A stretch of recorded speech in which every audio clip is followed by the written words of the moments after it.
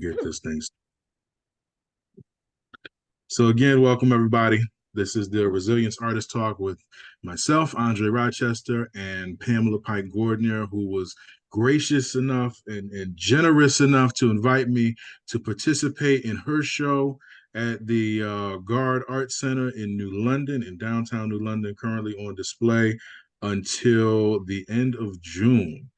We were asked to expand our time there because they loved our work that much. They wanted us to keep it there for an extra month, so we were blessed with that. And we'll go into some little bit of information about ourselves. I'll talk about my work. Pam will talk about her work, and then we'll open it up for some Q&A. And so, without further ado, the lovely Pamela Pike Gordinier, artist, activist extraordinaire. So I'm going to try to share my screen and welcome everyone. I have a little presentation with my slides that I'd like to show, and I've got to figure out how to do that. Andre, maybe you can, here we go. Got it? Can everybody see it? Not yet. Not yet. Not yet. All right. So share screen, yes? Is that what I need to do?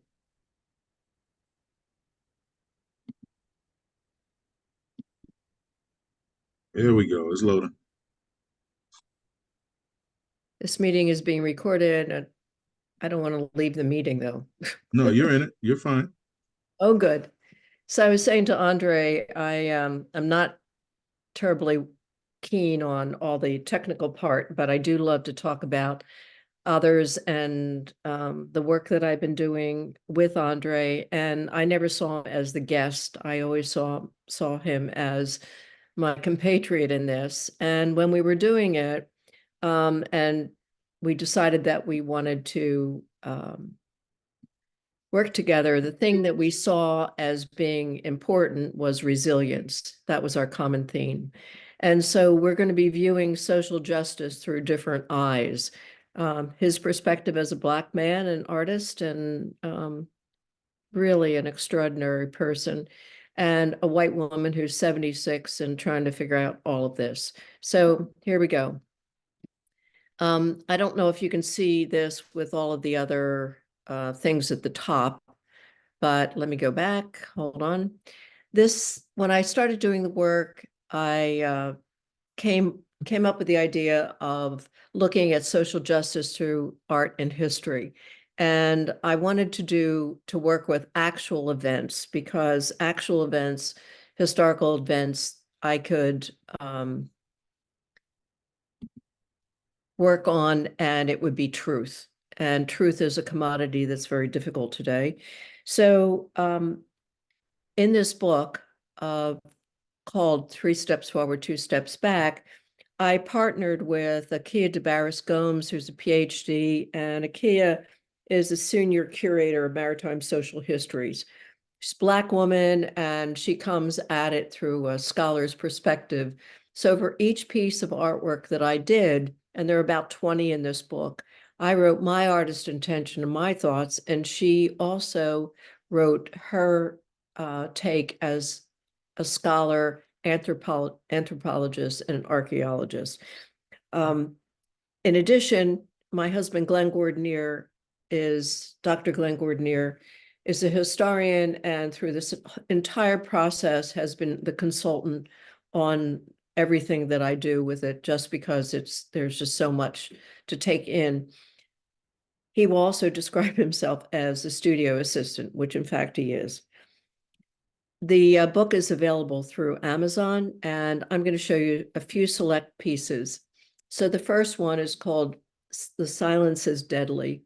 And George Floyd is murdered, and May 2020. And I said to Glenn, I just need you to go ahead and put up this large canvas, which is in my studio 7 feet by 5 feet.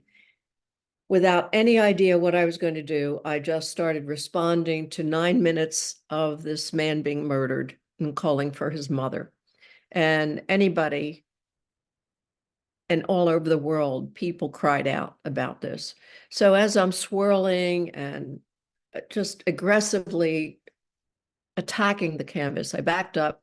I realized I put a series of angels in. And in the middle, I thought, all right, what I can do is put a black man screaming, but you can't hear it. The silence is deadly.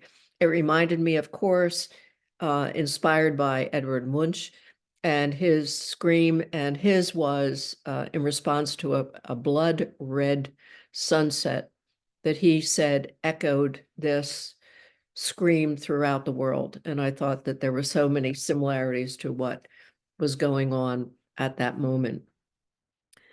I also wanted to put in I'm going to try to get this on the side. No, I can't. Can I? Can I put this on the side, Andre? What do you mean? On mine, I see the banner with everybody on the side, and it's hard to see the top of the artwork. We actually can't see that at all. Oh, good. All right. Well, that's good to know. All We only right. see So, the app that you're presenting from. all right. Well, thank you. So this is called tipping the scales. And when I did this, I wanted to find an example of a Black Christ. And I found this festival in Portobello, Panama, where every year 60,000 pilgrims come and they walk through the streets behind a candlelit pallet with 70 men, chest to chest, swaying 3 steps forward, 2 steps back. And they're on top of it, they're carrying the statue of a Black Christ. For them, this is a festival. For many of them, it's a festival of marking the end of Spanish slavery. And for me and for the rest of us, it's to remind us that there's an injustice throughout. The next piece is I did 3 amendments, 13th, 14th, and 15th. I wanted to talk about these because they were laws that were all about equality, passed in the 19th century. And the idea that each one of these amendments is continually circumvented. So the 13th Amendment is about prison to profit. And we know how Nike takes advantage to it, as well as other corporations. The 14th is about inequality in healthcare, redlining, education, so many things where you can see that it says wash for whites only, and you have a black and a white area where you can go and use the facilities or use the get a drink of water. And we don't see it quite as extreme today, but in fact, there's so many other examples that really lead to that and are maybe a little less obvious. The 15th Amendment is all about voter suppression. And if there's anything that speaks to it now, this is it. You can see the 2/3 of a man down there. This piece, Hate is Learned, was informed by a chilling photograph of a lynching of Reuben Stacy, Fort Lauderdale, Florida, 1935. You can see the crow hovering above it, as in Jim Crow, which represents the crow as my metaphor and symbol throughout my entire work. And it's just so ominous. And not every culture feels that way about crows, but it certainly has taken on that effect with this work that I've done. The deal was that Reuben Stacy supposedly approached a white woman and attacked her with a knife. However, witnesses testified that he came and just asked for a glass of water, and she panicked. He was strung up and lynched with his accuser's own clothesline. And the amazing, and yet not amazing, I guess, thing is, this is the kind of thing that was done where it was an event. People were called in, you got out of school, men, women, and children were there. There was a man who would take the photograph, and there would be a printing press, and he would actually print out souvenir cards. So when I tell people about this, unless they understand the history behind it and really want to believe, they don't believe that this sort of thing happened. However, from 1887 to 1950, they averaged one lynching per week, which is an astonishing statistic. The next one is Ain't Gonna Let Nobody Turn Me Around. And this song was originally a spiritual. It was published in 1927, goes way back. It was reintroduced in 1962 by Reverend Ralph Abernathy at the Mount Zion Baptist Church in Albany, Georgia. It inspired the marches in the 60s. It's still being used. You hear it in a variety of different places. And this really does link the past to the present. This next piece, called Thief, Thief, in spite of the 15th Amendment, we're still in this place where voter suppression still carries on. And there's more about this in the book that Akia wrote. And it's just amazing to me that people of color, people who are in rural situations, who are older, have such difficulty in getting access to the vote. The next piece is called Enough, January 6, 2021. I was trying to finish this piece up before I went to Vero Beach and had my first exhibition of this work, and struggling with it. It was difficult. I was stressed. Each of these pieces are bits and pieces of my studio that were on the floor, on the tables. It was detritus and chaos. At the same time, I'm hearing what's happening on the television and watching the Capitol being stormed. So I would go back and forth, and the more that I heard and the more upset I got, I started to scratch at this, rip paper off, paste paper back on, and saw the noose. And when I finally got back into the studio, the only thing I could think about is to write the word enough. We've had enough. We want our country back. We want sanity back. This piece is called They Tried to Bury Us and They Didn't Know We Were Seeds. It's a Mexican proverb. For me, this speaks not only of resilience, but also of hope. And it brings me to the question that I've been asked: why are you doing this work? As a white 76-year-old privileged woman, why are you doing this? And I believe that the arts are a vehicle for social change, and that I just had to. I just had to. And if we can start to switch the narrative through education, and that we can begin to reframe people's bias, then we have a chance to make change. We have hope. Is it unrealistic? Probably.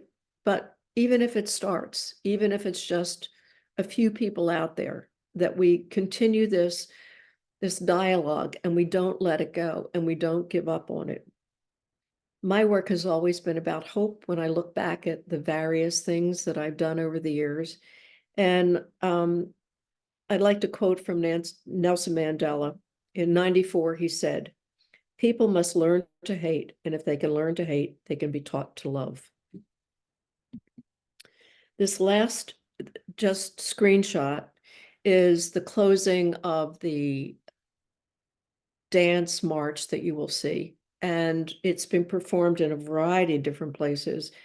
Kirk Edwards created this by during COVID, getting a cappella voices from all over the United States, put them all together, which was not an easy task, to the song Ain't Gonna Let Nobody Turn Me Around. It's been performed, like you see here, at the Gifford Historical and Cultural Center. On the left-hand side for over is Johnny May Perry, who's the CEO and has been fantastic friend and supporter of what I've been trying to do and propelling the message, of course, and has the audacity to think that maybe in Florida we can teach Black history. Here, More Than Words, which is a group that got started with, I've lost his, Susan Austin and Mike Grenier. And in addition, the Black Student Union all gathered and they danced and marched at the LaGrua Center, and 70 kids showed up. In addition to that, there was a Teachers in Service Day for Connecticut, and they were all dancing. So what I like to do now is share the dance, and it is introduced. It's not just a dance, but other images about the movement, historic images. The person who is introducing it is Dr. Tamika Hobbs, who's done a lot of work on lynching. Here she is.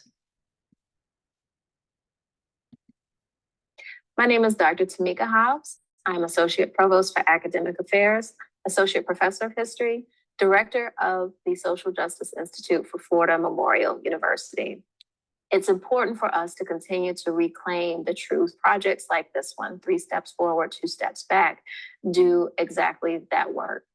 As we look to create community and create change in our society today, it is incredibly important that we look back and understand the very long history of racial injustice. I'm very glad to support this program. I believe that the arts have a foundational role to play in this work. It can't all be about publications. It can't be about books and essays that not everyone is going to read. The art that vivifies and reminds us of the images, no matter how painful, is absolutely critical to pricking the consciousness of our populace, to creating coalitions, and the willingness of people to join hands and move forward. Please enjoy the work.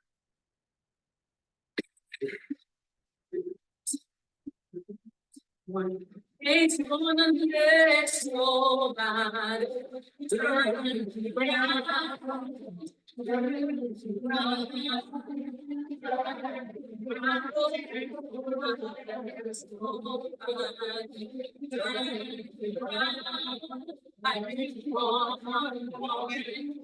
Keep on walking,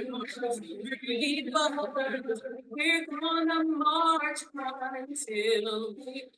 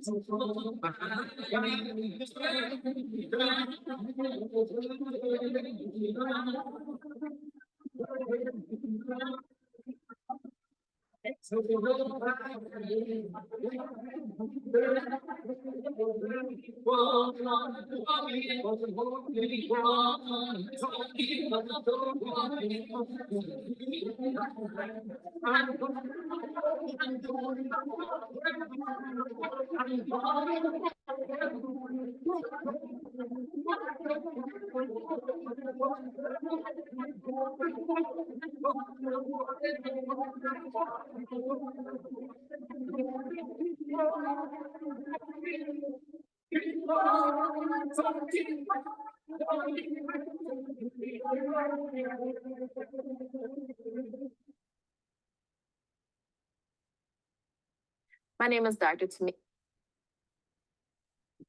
All right.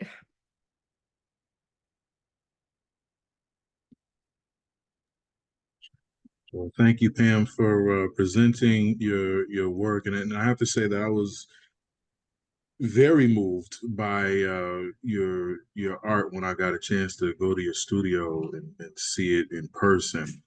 I thought it was just phenomenal.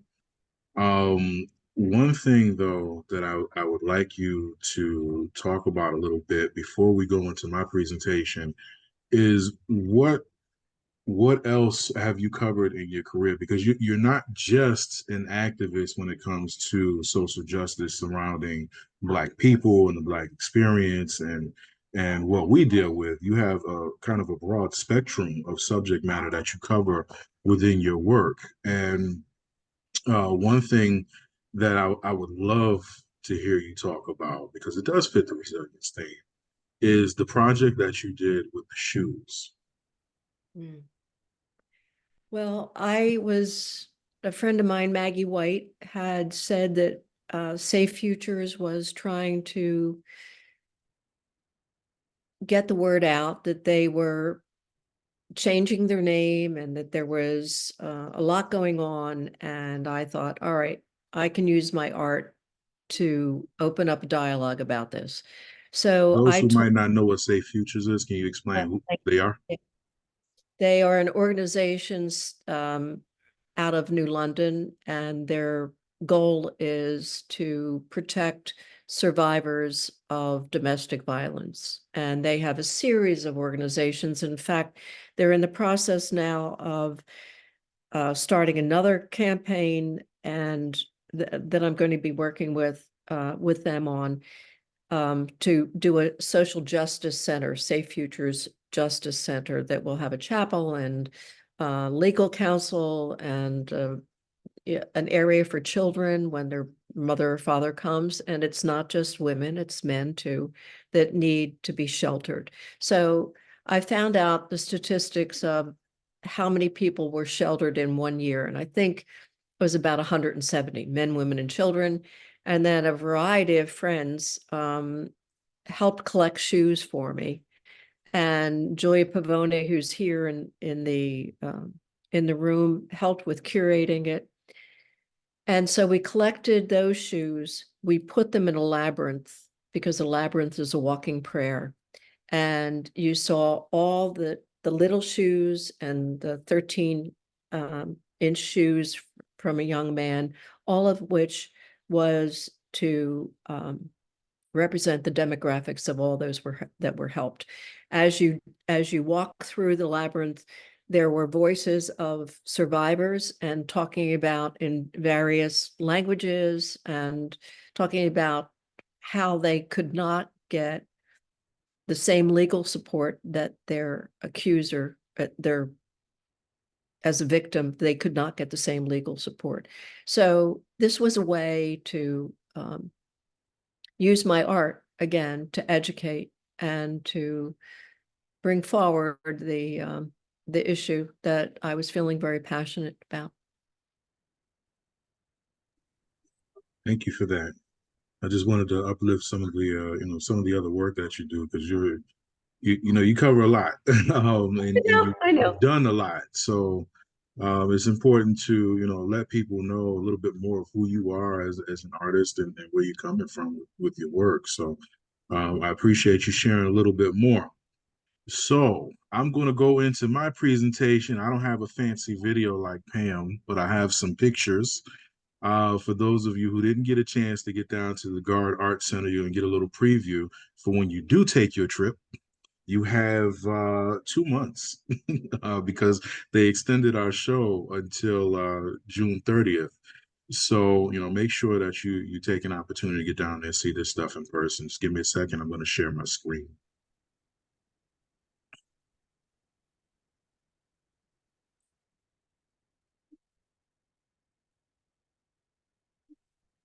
Okay. Can you see it? Just give me a thumbs up if you can see it, Pam. I can see it. All right, perfect, perfect. Thank you. So before I get into this, I do have to ask your forgiveness because my neighbor is making a lot of noise outside. I don't know if you can hear it, but he decided he wanted to mow the lawn at 7:30 at night. So there may be a lawnmower coming by the window as I'm talking, so I'll try to speak up. If you can't hear it, great, because it's annoying me. All right. So we'll go into my little presentation here. So the first piece that I want to talk about is legacy. This is a portrait of my son. And when we talk about resilience and having to fight through and overcome, we also have to think about, well, what are we doing it for? What are we fighting for? And for me, I'm being resilient because my son, family, I have people that I need to live for and I need to thrive for. And I need to, show my son, especially, that his dreams can come true because mine.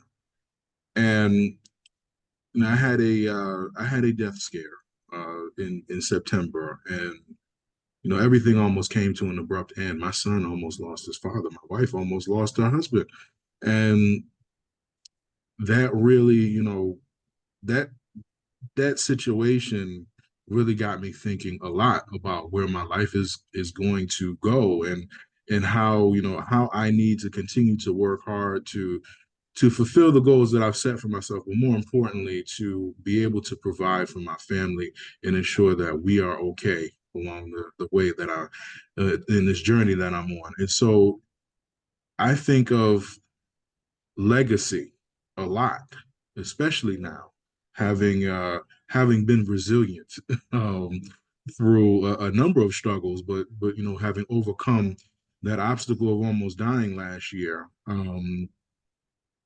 My son is excuse me, my son is about to be 17 months, and I can't think of a better reason to be resilient and to thrive and to not just survive but to live and to live unapologetically and with as much passion and drive as I could possibly muster. So legacy is how I begin the exhibit as well. When you walk in, it is the first piece that you will see on the wall. When you walk into that lobby, it's immediately to your right.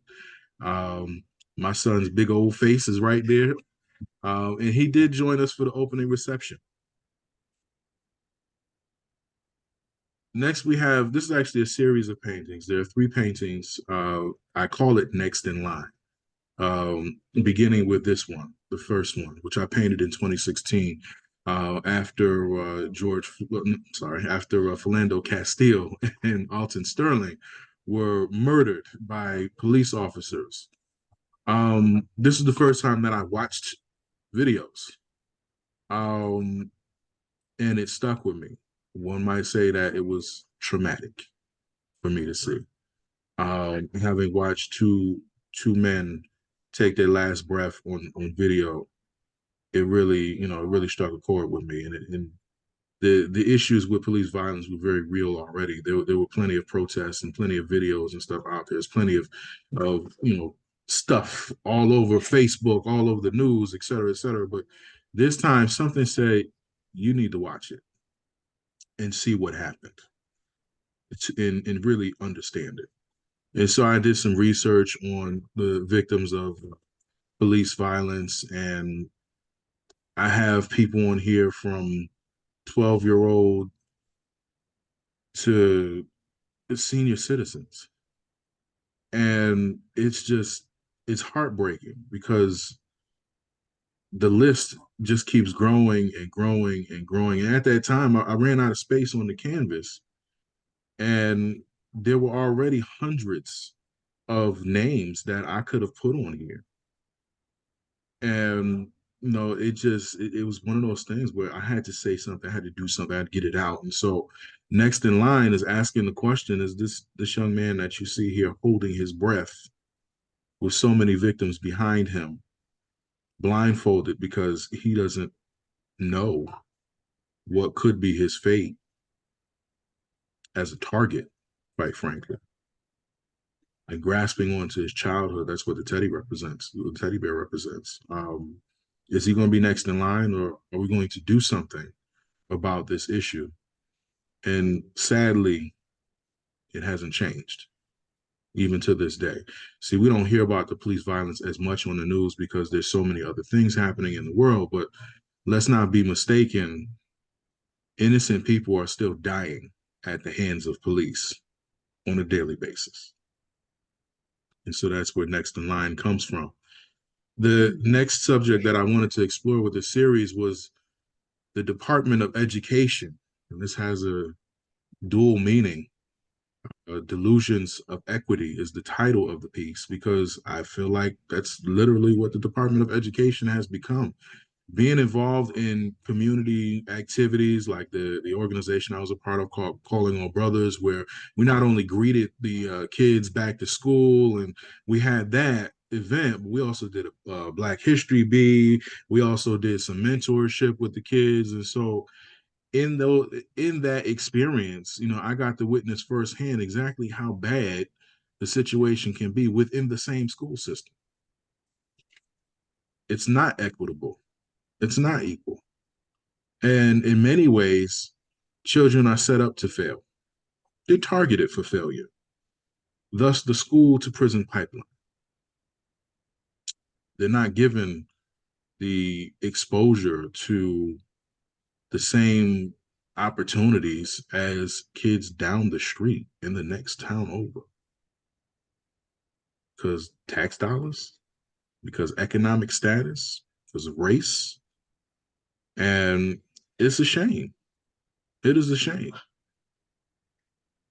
And so that is where Delusions of Equity comes from. And lastly, in this series, we have Reach One. And this one was important to me because I needed to shift a little bit and go into something positive, because I felt like I could go on and on and on and on about the many issues that face our youth. And you'll notice that the subject grows up a little bit in each piece as well. This time, the subject is holding a mirror with a green target. And that green target is life. You want to target that person so they can live. But I think that in order to truly help somebody, in order to truly be of service to any people, you have to see a little bit of yourself in them. And so to reach that one, you have to connect on a very personal level. Unfortunately, you can't reach everybody, which is why there's the silhouettes behind him. But when you reach that one, he's going to reach maybe two more, maybe three more. And then you opening yourself up and taking someone under your wing and being a mentor, being that example, just being there and reaching one person, you can actually save many.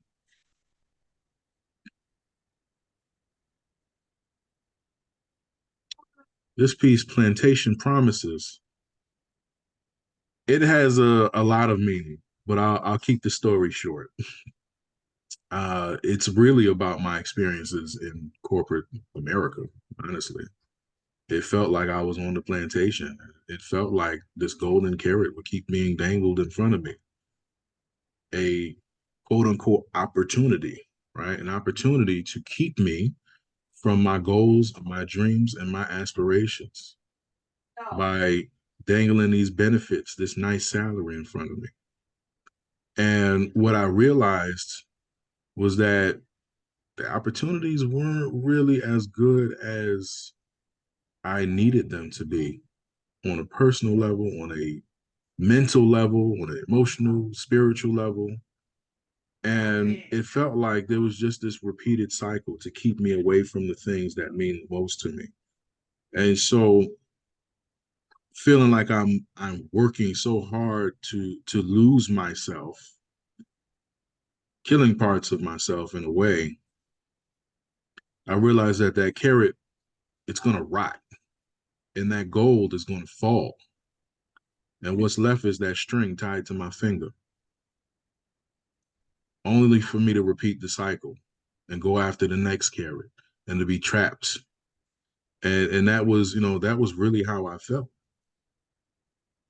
And also, as I was painting this piece, I thought about sharecroppers and the history behind that. Sure, they weren't slaves, but they also weren't free.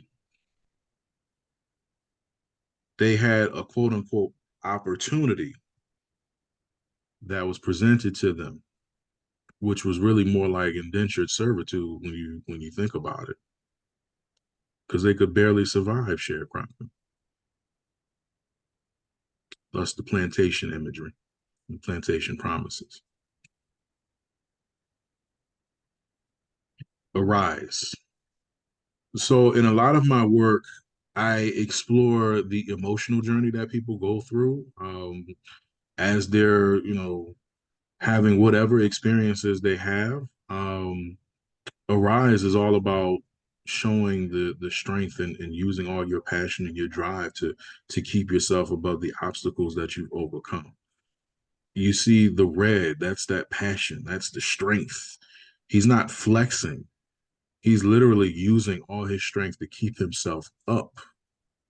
He's got a clean slate. He's found a place of peace. That's the turquoise and the white in the background. And he's doing everything he's got to do to keep himself in this new era, if you will, this new part of life where he's going through some things, and now he can celebrate a little, but he still got work to do. He still got to sustain that improvement. He still got to sustain that progress. And so this person has been resilient and continues to be resilient, but also understands that it doesn't stop once you overcome.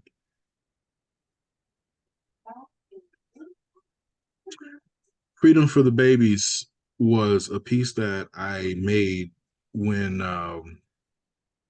there was a lot on the news about families being separated at the borders, and literally people being taken from their homes and caged up like they're going to a concentration camp or something. Like kids, kids who were born here were basically in prison because their parents didn't have a real good way to become citizens or even to get a visa. People were caged up at the borders, families separated, adults being sent back to whichever country they migrated here from, leaving their children behind, only for kids to be getting lost all over the country. And this was all over the news. And somehow this was okay in America. What happened to give us "You're tired and hungry" and "Those yearning to be free" and all the stuff on the bottom of the Statue of Liberty? What happened to that? And so I question how the United States is hypocritical in how we approach immigrants, especially depending on where the immigrants are coming from. There's a problem at the southern border, but not a problem when Europeans immigrate here. Why is that? People come here for a better life. They come here because they're escaping something. They're trying to do better. That's what America is supposed to be, only for them to be treated like caged animals. There's a pathway to citizenship, but not everybody's allowed. There's still a lot of roadblocks to that, and that's not okay. And I felt that I needed to make a statement about this because I know a lot of people who are immigrants. People in my family are immigrants. And to imagine somebody in my family having to be separated from their children is I mean it's terrible. There's not much really else that I can say. I mean, the picture does kind of speak for itself. It's about the sadness of the children who have been separated and the sadness of the situation altogether, and the fact that it is unfortunately a very American thing to do.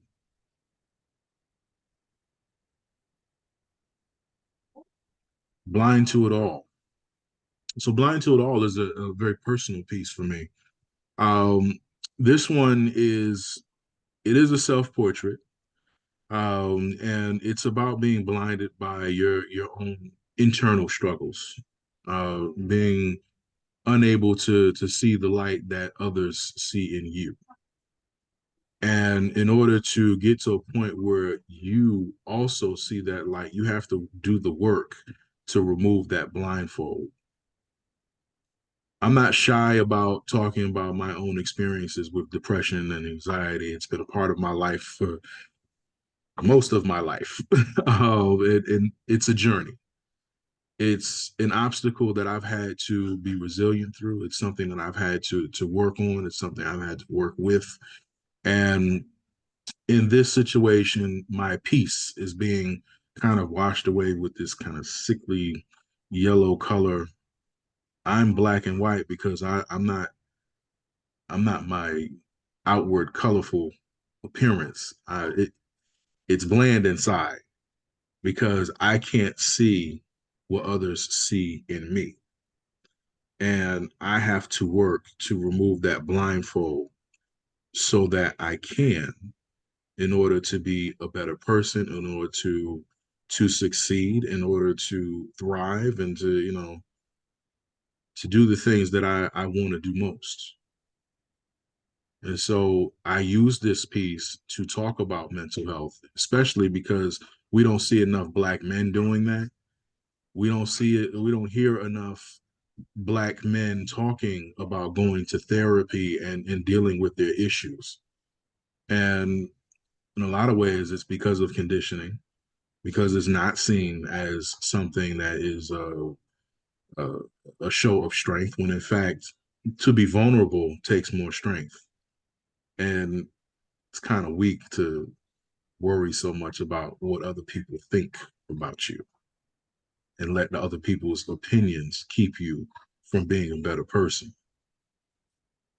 And I'm glad that mental health has become uh, a more popular topic to talk about in recent years, and I'm glad that things are turning around with regards to Black men talking about their health and in general, and then delving into the mental health more and more, and it is becoming more common that you hear us talking about therapy, but for a long time that wasn't a thing that you addressed. That wasn't something that you even talked about at all. It wasn't something you acknowledged. Um, and so it's important that we do that now. As a people, we can't progress unless we deal with ourselves internally, as well as the external factors that keep us from where we're going or where we need to go. Push and pull. This piece was inspired by uh, my experience in September, and this is an interpretation of what went on. I was very close to organ failure. And had there not been some calls made at the right time and a whole lot of prayer, I would not be here. I was very close to death. I was in a coma for 4 days. And, again, going back to who and what I live for, and needing to be here, and needing to set examples and to fulfill my goals, et cetera, et cetera. Um, push and pull is, there's the push away, but the pull back to life, right? I almost died. I left my body. um, and it wasn't my time. And it wasn't my time for a reason. And so there's a lot of purpose uh, expressed in my work now. There's a sense of I'm here for a reason. And during that experience, I was, for whatever reason, I was in a situation where lungs collapsed and I was being, pushed out of this earthly realm, and people prayed me back because I needed to come back. My work's not done. I'm not through here. And this is a part of a series that is going to become a solo show eventually. I have I don't know how many pieces I'm going to do in this series. I'm just going to keep it going, and I'll know when it's done. But right now, I have 4, and that ends my presentation. So I'm going to stop sharing. And now I think it's a good time for us to get into some Q&A. What do you think, Pam? Well, I'd like to make a comment that Okay. it is an absolute honor to know you. Thank you. You're such a good man. It's hard to believe that you don't believe that about yourself, but I Well, get it. well, correction. I do believe that about myself. Oh, well, good, good. I That's want what therapy's for. that you feel a whole lot better. When we were putting the exhibit up, I literally said out loud, I was thinking it to myself, but I literally said out loud in the exhibition space, I like you very much. And I realized I said it out loud and that I was grateful that I've gotten to know you. And that is definitely the case. Such a heartfelt um, presentation. Thank you, Andre. Thank you. So for everybody, I am about to allow you to unmute yourselves. And as we get into the Q&A portion of this, I just want to remind you all that I can't answer everything all at once. So please raise hands so that we can maybe go in some kind of order here. And we'll try to get to as many people as possible.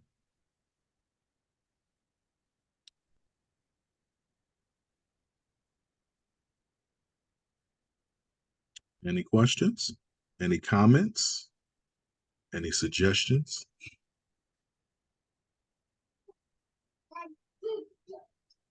Y'all might hear my son in the background. He's in the other room. So, Andre, do I need Mhm. to unmute everybody too? Well, yeah. See if you have the option to allow participants to unmute as well. You might have to select it too. It says ask to unmute, but nothing is happening. They're not unmuting. So just maybe Looks nobody's like we got some folks here. okay, good.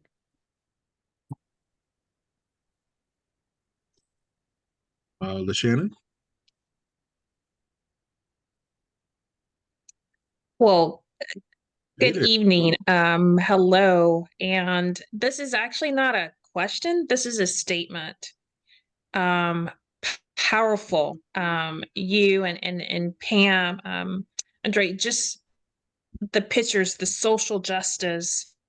Um, I wish I actually could have had a glass of wine sitting and had more time to really look at the powerful messages that both what you both presented. I almost felt tears, Andre, with some of your powerful pieces. And Pam, I say kudos to you, because you are a rare jewel. And I say kudos. And that's all I'll say. And so to the both of you, powerful, truly powerful. Thank you.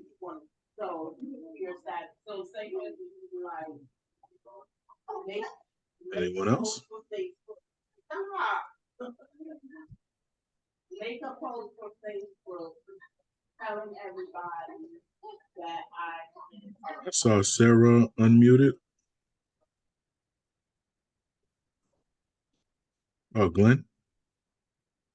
Yeah, I just have to give a second to LaShannon's comments. You guys both did a wonderful job, and it's so thought-provoking and so deeply meaningful what both of you have done here. And it takes courage and it takes a willingness to expose oneself. And that's what artists do. For art to have meaning, there needs to be courage. There needs to be a willingness to be exposed to help the rest of us to confront these things. And I also say thank you so much. I've been around this for a while with Pam, but boy, the two of you together, it's just a whole other couple notches up in meaning in power. So thank you both. Thank you. Thank you. So everybody, Pam and I have been working on getting this show together for like a year and a half. In fact, we should probably talk about how we met. Oh, so I did an interview with the organization Justice Dance Performance Project. It's an organization run by a woman named Judy Dworin, who is an amazing person. And they have a program called A Response and a Call. And it's basically like a podcast. And so they'll have guest speakers come in and they'll do interviews. Sometimes it's a panel. And I did my interview with them, and Pam saw my interview and reached out through email, and that's how we connected. And then we had this incredible conversation about what we believed in. And I knew that I was hoping you were going to say you'd work with me. So I consider you a guest. I considered you a compatriot. Thank you There for we that. go. Thank you for that. And it has been wonderful working with you, Pam. Thank you. Thank you.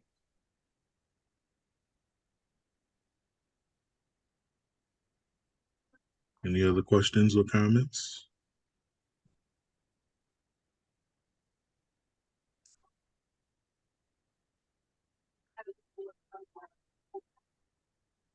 My last comment, Yep. the lens of your take on social justice issues from different generationals is powerful, not just from gender perspective, but just from a generational perspective, and really how you help to elevate the collective pair and been able to talk about present issues that are past, but still remain so relevant and still prevalent today, and just how art is so therapeutic to help start such conversations, generational differences, but still coming to that center to create that creativity that speaks volumes.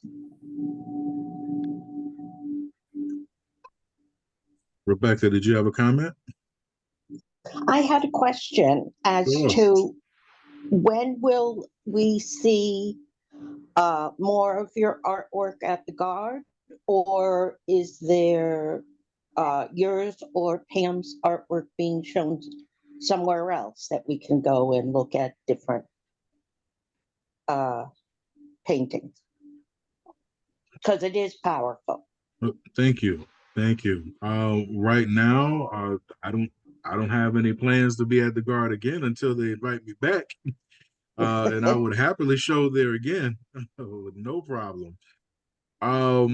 You can, however, view one of my paintings at the Wadsworth Athenaeum right now in a special exhibit called Styling Identities, Hair's Tangled Histories. And it talks about hair as a means of expression, hair's cultural significance really across the world.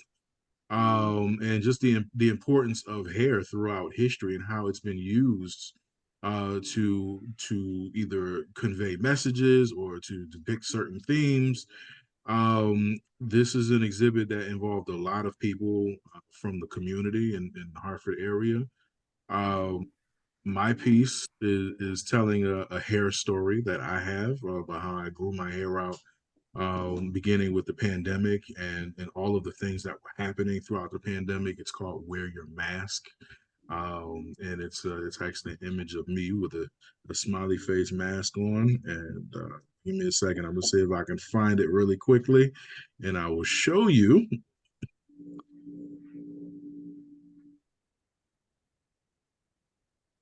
And while I'm looking for that, Pam, you want to talk about anything you got coming up? Well, the Garde has been so supportive. I think I mentioned Jeannie and Steve Siegel, who it's such a treasure trove in our community. The next thing that I've been working on is going back to Safe Futures, because as a woman, a feminist, who I've been fighting this fight for a very long time, men grabbing my leg under the board meeting when we're at a board meeting, or as a athlete in the 60s and as an athletic director trying to figure it all out. There he is. Yeah, I know. How Wonderful. that great? Thank you. Thank you. No, please keep going. Keep going. That's you were a hard talking thing to beat, though, honey. about. I'll stop sharing. There you go. Following, We'll remove the distraction. yeah. So I'm playing with the idea of I'm working with a poet, Lana Orphanides, who does work on Greek goddesses, and when she asked me if I wanted to work with it, I don't know if I am excited about Greek goddesses, but the more I read about her poetry and looked at Greek goddesses, I realized they are, for the majority, abused women who are victimized. So my poetry, taking her poetry, I'm responding in these right now collages. And unfortunately, or fortunately, you cannot see what my studio looks like right now because there's not a space that doesn't have paper and little scissors and things like that. So we are going to be doing a reading and a studio opportunity, open studio for people to come and look at my work. And that's in June coming up. If anybody's interested, you can contact me. And Lana will be reading her poetry. So you can get to see, again, reaching to the past to see what is right now. Oh, great. Great. Thank you. Welcome. And if you do want to see more of my work, you can actually go to my website, andrerochester.com. I'll put it in the chat.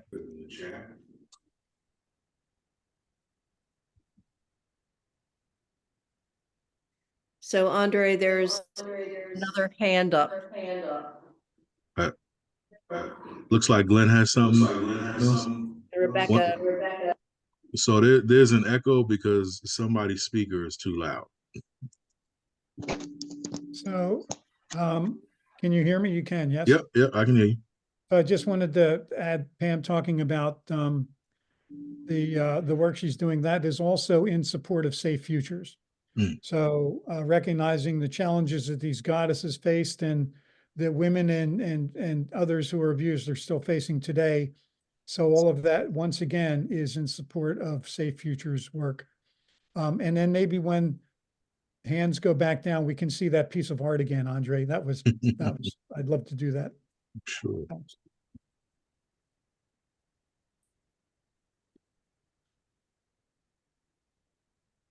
There you go. Back by popular demand. Yep. Is wear your mask. And this piece is 3 feet wide and 4 feet tall, so it's not a small one. And it is thankfully prominently placed in the gallery. It has been an honor to participate in that exhibit up at the Wadsworth. Not just because it's a museum, but because I had an opportunity to be an exhibiting artist as well as somebody who served on the advisory committee to do this. So I saw firsthand how they, planned out the community engagement pieces to it, and how they ensured that it was going to be a diverse exhibit. Some of the pieces that they selected and everything. So it really is a cool exhibit, and there's a video portion to it as well, that a lot of interviews of people sharing their hair stories and stuff. So please go check it out. It'll be on display through August 11th. And we have Paula. Yes, thank you. I have a question. Well, first, the statement. I just want to say that I think the exhibit it is just absolutely powerful. It's moving, it's emotional, it's thought-provoking. I think it's excellent. And one of the things that came up for me as I saw it in person and as I'm listening to this talk is that it's so important for us to be able to focus on racial injustice and generational trauma. But it's also important for us to focus on generational resilience, to talk about how we were able to survive and excel and continuing to do that, and kind of what that process is. So I'm so glad that you made the decision to incorporate resilience in the work. And I'm wondering if each of you could just talk a little bit more about how you see resilience in your work. You want to start, Pam? I don't I don't know if I can say it's in my work, but it's how I live my life. And I've often thought about if I was going to be one, if I could pick an object that would best talk about who I am, it would be, I remember walking in the forest and I saw this sort of talk about self-image, scraggy, small tree. And it wasn't very big. And there were all these trees above it, looming above it. But that tree had been there for a while. And it was able to withstand the wind going through it. If it had been solid, it wouldn't have done it. And I thought to myself, I need to be that tree in my life, which means that when I do my work, which has not been an easy thing, having people accept my work because I'm a white woman talking about this, I really had to be resilient. And there's been numerous cases where people just wanted me to go away and I didn't do it. And in Florida, the newspaper would not run it, would not run the story. In fact, this is one of the first times I've been able to talk about my work because I've been silenced. So the resilience is, it's about the work. And as long as I keep on thinking that's what it's about and not who I am as a person, I can keep on going. And I think it's important to keep on going. So for me, resilience is a big part of my work, actually. A lot of my pieces have incorporated personal narrative. You know, like I showed with Blind to It All. Um, I I share an emotional journey. I want to connect with people and let them know that they're not alone in whatever it is they're dealing with. And for me, the pieces, although they depict maybe a certain scenario, or maybe I'm using color placement, certain things in my composition to uh, to get you to feel something. Um, the reason why I'm trying to get you to feel something is because I felt it, Mm. because I've had to work through it, Mm. and because it's important that people understand that they don't have to go it alone through whatever, you know, whatever struggle they may be enduring, and that it does come to an end. So that series that Blind to It All actually belongs to has ended. Um, I've been resilient through uh, certain events in my life, you know, from childhood to adulthood, and dealing with the struggles of you know, just becoming a man and learning what that is. Not meeting my goals in the timeline that I thought I would meet them in. Having to overcome obstacles with getting back into school to finish my degree, you know, whatever it is. Um, resilience is one of those themes that I can't seem to get away from, to be honest. I don't always outright talk about my work in you know, in the theme of resilience directly, but that is something that you'll definitely see in a lot of the narratives in some of my pieces. You know, it's going from my own personal uh, journey with overcoming certain obstacles to uplifting certain subjects like social justice, like mental health, and various other things. Again, so that people understand they're not alone, and that even though I may not be going through the exact thing that's depicted, these things resonate with me. And I'm committed to doing what I can as an artist, and using my craft and my talent to ensuring that people are having the discussions about these things, but also finding a path to action to make them better. Well, thank you so much for that. Thank you.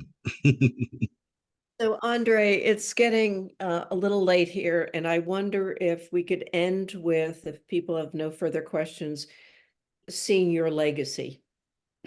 Seeing my legacy, well, my legacy is going to sleep. So Ah, could have started it early. yeah, this is bedtime. So Right. I don't No think legacy this time. um but yeah. It's time for him to go to bed. But this has been a great talk, and thank you everybody for joining us. This will actually be put on YouTube. I'll make it available for people to watch later, and it won't be in the cloud, but it'll be accessible. And we'll share the links and everything for folks who couldn't make it. And again, thank you, Pam, for including me in the exhibit and reaching out that day. And this has been the start of a wonderful friendship. And for the last year and a half, we've been working on getting this show together. And it's been a journey, and it's been a good one. I agree. Thank you so much. Thank you. So everybody, y'all have a nice night. Thank you.